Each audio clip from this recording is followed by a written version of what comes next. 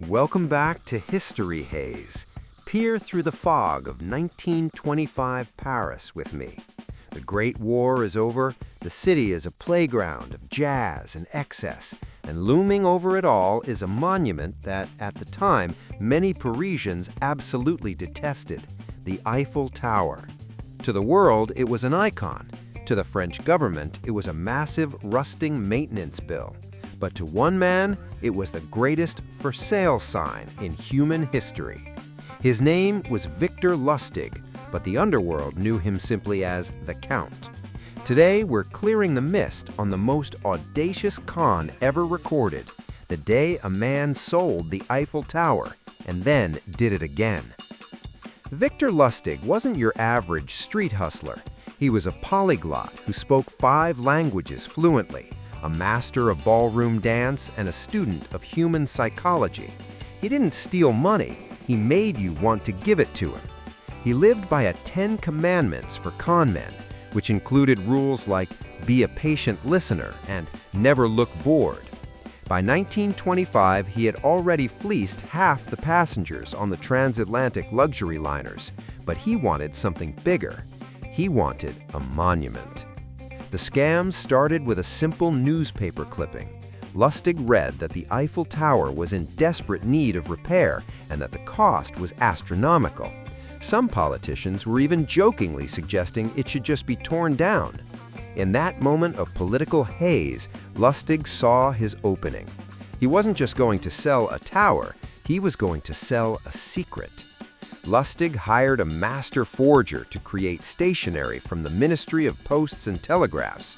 He then sent out urgent, top-secret invitations to the 6 most successful scrap metal dealers in France. He didn't invite them to a government office, he invited them to a private suite at the Hotel de Crillon. In the world of the con, the setting is the soul of the lie. The Crillon was where kings and diplomats stayed. If the meeting was there, it had to be official. When the 6 dealers arrived, Lustig stood before them, the image of a weary, high-ranking bureaucrat. He told them that the government's financial situation was dire. The tower, he claimed, was being sold for scrap, but because of the inevitable public outcry, the deal had to be handled with absolute discretion. He took them in a rented limousine to the tower for a tour. While they looked at the iron, Lustig wasn't looking at the tower, he was looking at them. He was measuring their greed. He found his target in André Poisson. Poisson was a nouveau riche businessman. He had money, but he lacked social standing. He desperately wanted to be an insider in the Parisian elite. Lustig sensed this insecurity. When Poisson began to have doubts, Lustig played his master card. He didn't try to convince him the deal was good. Instead, he complained about his low government salary and hinted that a small bonus would ensure Poisson's bid won. This is the genius of Victor Lustig. A legitimate official wouldn't ask for a bribe, but a corrupt one would. To Poisson, the bribe was the proof. He believed that if Lustig was crooked enough to take a bribe, he was definitely high enough in the government to sell the tower. Poisson handed over the check for the bribe and the full purchase price. Lustig didn't wait. He cashed the checks and boarded a train for Vienna within the hour. He sat in his luxury cabin waiting for the headlines to scream about the stolen monument. But the days turned into weeks and the news never came. Why? Because Poisson was so utterly humiliated, so terrified of being the laughingstock of Paris that he never told the police. He simply ate the loss and stayed silent. Most men would have retired, but Lustig was addicted to the game.